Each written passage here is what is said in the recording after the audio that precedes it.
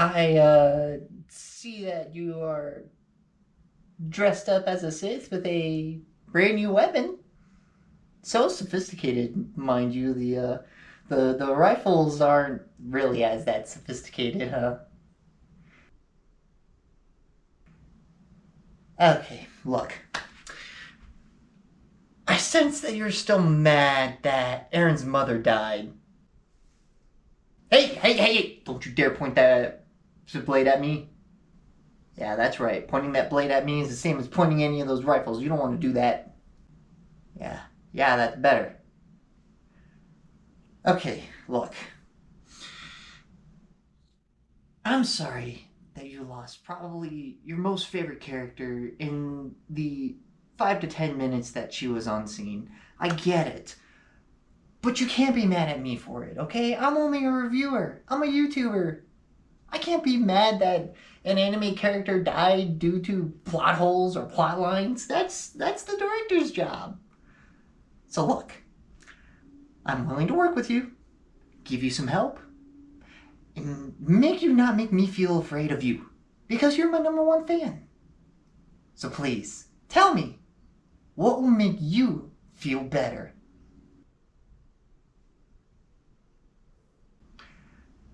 By that motion, I'm going to assume that you want some sort of Star Wars review. Do you want it to be an honest review?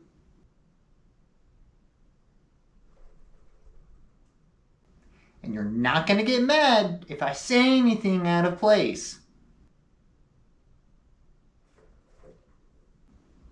Alright, let's do it.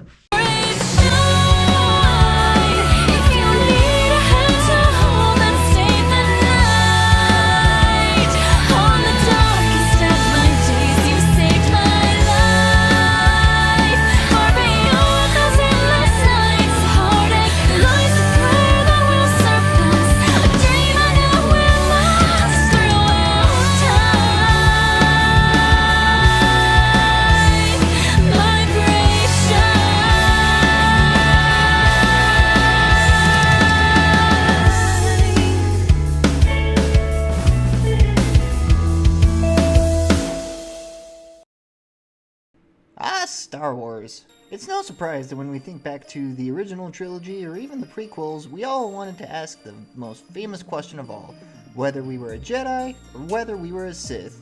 And other people just wanted to buy out the lightsabers so that they can recreate this super cool scene.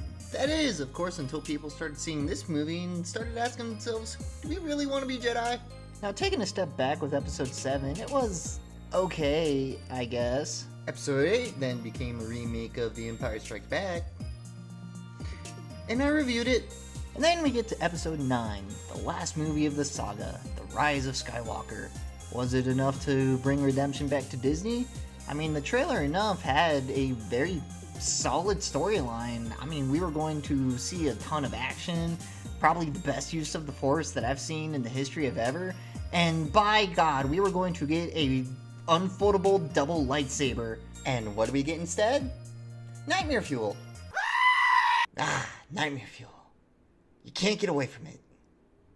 Here's a quick little review of how the movie went down. See, the movie starts out with Kylo Ren seeking out a map to a planet called Exegol where he runs into a clone, yes, a clone, of Palpatine. Our first of many major issues that came with this movie. I mean, hell, probably the only good thing that came with just that scene was hundreds of Star Destroyers rising up from the ground to go terrorize the galaxy. And the Red Stormtroopers. I can't go wrong with Red. A ragtag team of wannabe original series rebels find out about the information, but they need to gather even more information to know where the planet even is. So they take their first stop to Tatooine. Finally, we at least get some originality from Star Wars. Say what? This isn't Tatooine? Oh, it is a knockoff same planet. Is it the same one from episode 7 at least? This movie sucked. After finding what they were looking for, they fly out to Endor to see the original ruins of the second destroyed Death Star. And the only reason why they went down there is because they found a knife that had a compass that gave pinpoint accuracy of a secret vault that had the map to where they needed to go to. Why?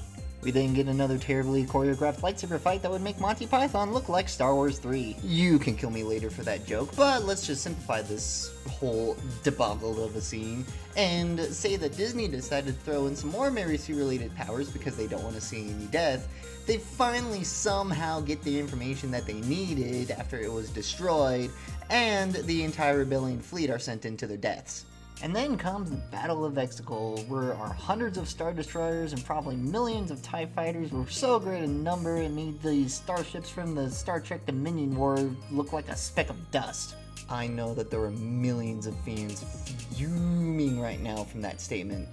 But hey, it's true! After that whole space battle debacle, you want to know what made them win? They had to destroy one satellite dish. One satellite dish that was connected to every other single Star Destroyer in that area. Once that dish was destroyed, they couldn't fly anymore. And how did they manage to do that? They rode on knockoff space horses. Really? What, the Ewoks weren't good enough? You had to use knockoff space horses in a space-related battle where there's no visible signs of any visible atmosphere in the planet? Yeah, okay, I see how it goes. I'm just gonna summarize the final fight between Rey and Palpatine, the Jedi versus Sith, good guy versus bad guy fight. Here's how it went. The good guys beat the bad guy, and the good guy commits identity theft.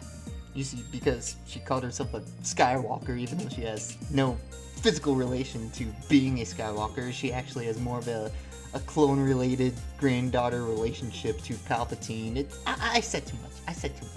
Oh yeah, and Leia finally dies in the movie. She should have been dead in episode 8. This movie honestly, I don't really know what Disney's thought process with this movie. Maybe they were just trying to do their very best and recreate and bring back what made Star Wars, well, Star Wars.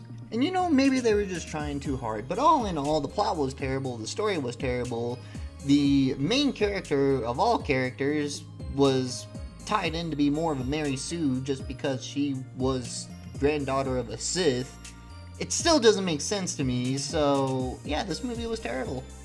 And probably the very, very few good things that came with this movie would be with Kylo Ren discovering the errors of his ways and finally understanding what he was trying to be told and do what he could to bring some good back. In the end though, this movie gets a negative infinity out of 10. I mean, come on!